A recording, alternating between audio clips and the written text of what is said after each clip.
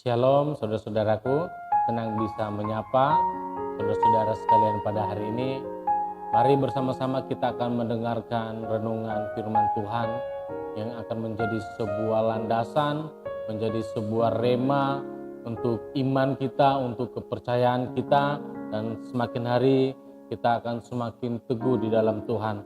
Hari ini saya akan membahas firman Tuhan di dalam Injil Yohanes pasalnya yang ke-6, mulai dari ayatnya yang pertama dan ayatnya yang kedua. Saya akan bacakan untuk kita semua, demikianlah firman Tuhan. Sesudah itu Yesus berangkat ke seberang Danau Galilea, yaitu Danau Tiberias. Orang banyak berbondong-bondong mengikuti dia, karena mereka melihat mujizat-mujizat penyembuhan yang diadakannya terhadap orang-orang sakit. Nah, luar biasa sekali. Ini adalah kisah di mana Yesus akan melakukan mujizat, yaitu mujizat 5 roti dan 2 ikan.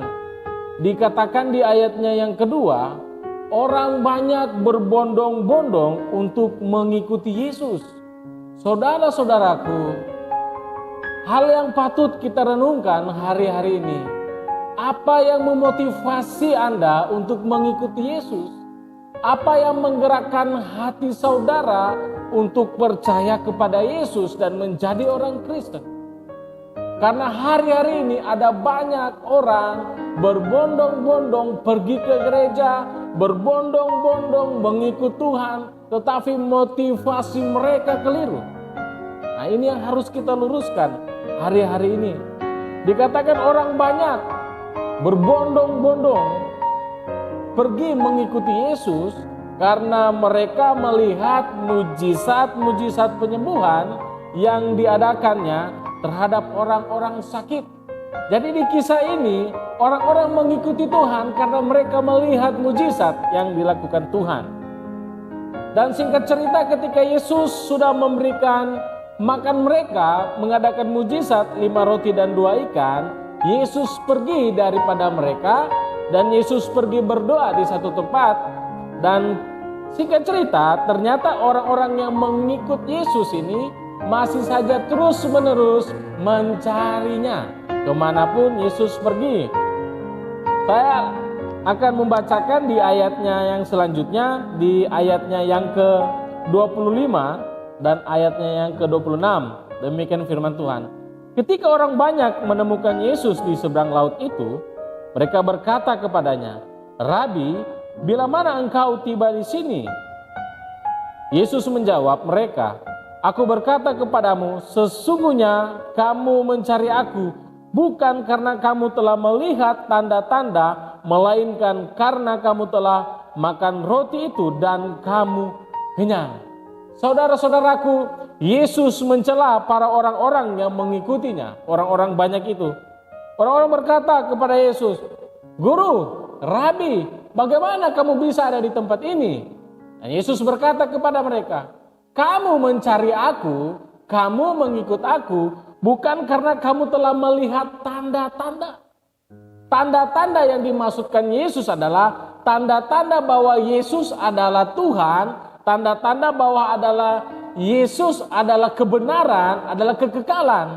Tetapi mereka mengikut Yesus, mereka terus berhari-hari mencari Yesus hanya karena mereka telah melihat mujizat, hanya karena mereka telah makan roti dan sudah kenyang. Ini patut kita renungkan, saudara-saudara. Apa yang memotivasi saudara untuk percaya kepada Yesus? Jangan sampai motivasi kita salah loh. Jangan sampai kita mengikut Yesus karena kita hanya mau berkatnya. Jangan karena kita mengikut Yesus kita mau memanfaatkan Tuhan. Kita datang ke gereja dengan iming-iming, dengan sebuah harapan kita akan diberkati. Pekerjaan kita diberkati.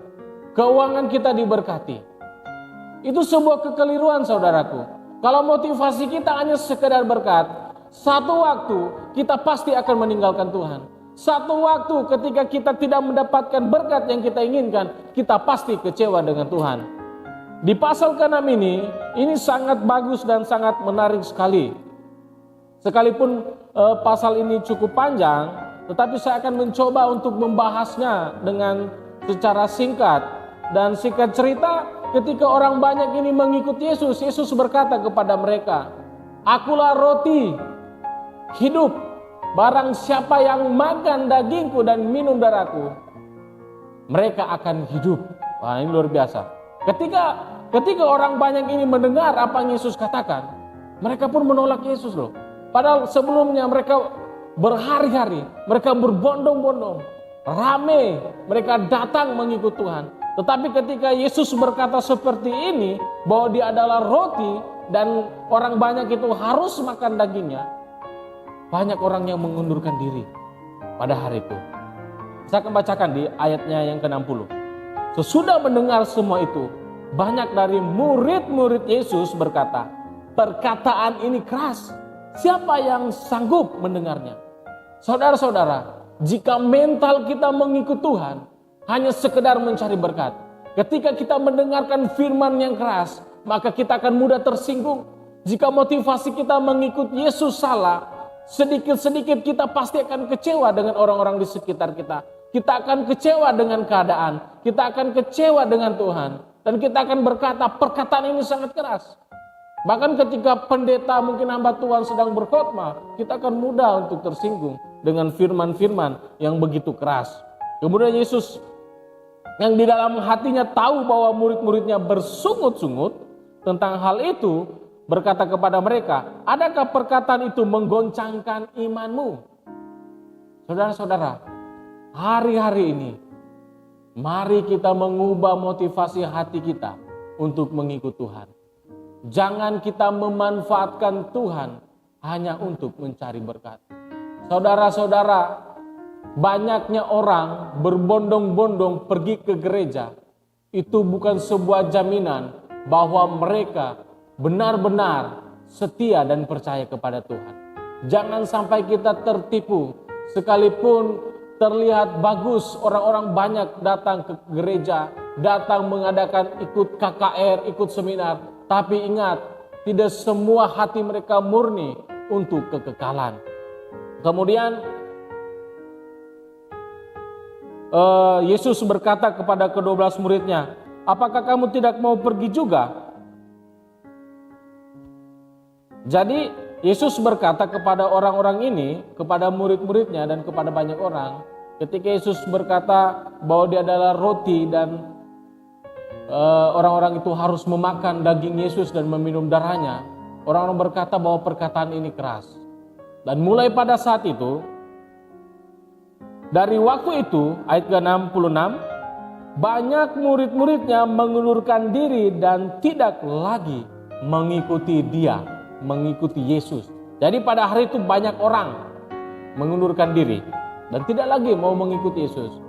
Mengapa saudara-saudaraku? Karena motivasi mereka salah dalam mengikut Tuhan. Kemudian Yesus berkata kepada 12 muridnya, "Apakah kamu tidak mau pergi juga?" Jawab Simon Petrus kepadanya, "Tuhan, kepada siapa kami akan pergi? Perkataanmu adalah perkataan hidup yang kekal." Saudara-saudara, motivasi kita mengikut Tuhan harus didasari oleh kekekalan. Kita mengikut Tuhan karena Yesus adalah jalan keselamatan. Kita percaya kepada Yesus, kita menjadi orang Kristen karena di dalam Yesus ada kebenaran. Karena di dalam Yesuslah kita dapat jaminan kekekalan untuk ke surga. Jadi kehidupan kita bukan hanya didasari oleh materi, oleh berkat. Kita mengikut Tuhan hanya karena mau kesembuhan. Saya mau katakan saudaraku, ketika kita mengikut Yesus karena kita tahu dia satu-satunya jalan, maka mujizat, maka berkat Allah itu adalah bonus dari kebenaran kekekalan yang sudah kita terima. Kita tidak perlu repot-repot mencari mujizat. Ketika saudara dan saya hidup di dalam Yesus, maka mujizat Allah itu akan kita alami setiap hari. Dari saudara-saudaraku, saya mengajak kita semua merenungkan kebenaran ini. Apa motivasi kita dalam mengikut Tuhan? Apa tujuan kita menjadi orang Kristen? Jika hari-hari kemarin kita mengikut Yesus hanya sekedar berkat, saudaraku, mari ubah motivasimu. Di dalam Yesus ada kebenaran.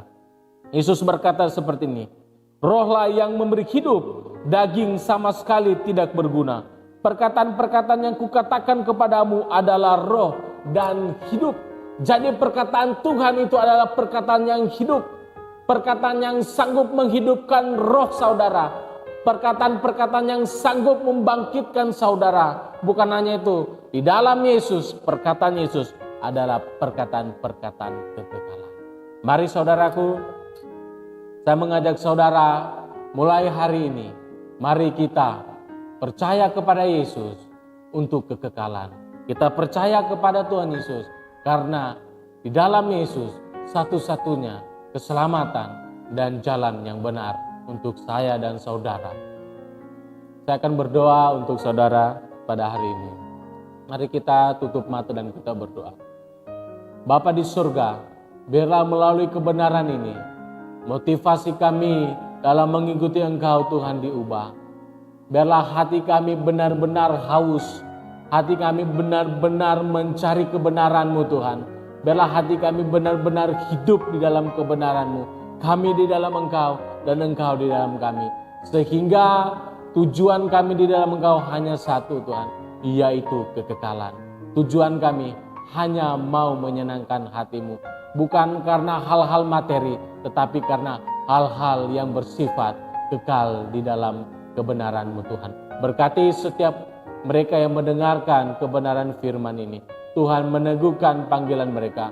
Tuhan meneguhkan hati mereka. Tuhan menguatkan motivasi mereka untuk mencari kebenaran di dalam Engkau dan mereka menemukannya. Terima kasih Tuhan, berkati setiap mereka yang mendengarkan firman ini. Di dalam nama-Mu yang kudus, dalam nama Yesus Kristus. Haleluya. Amin.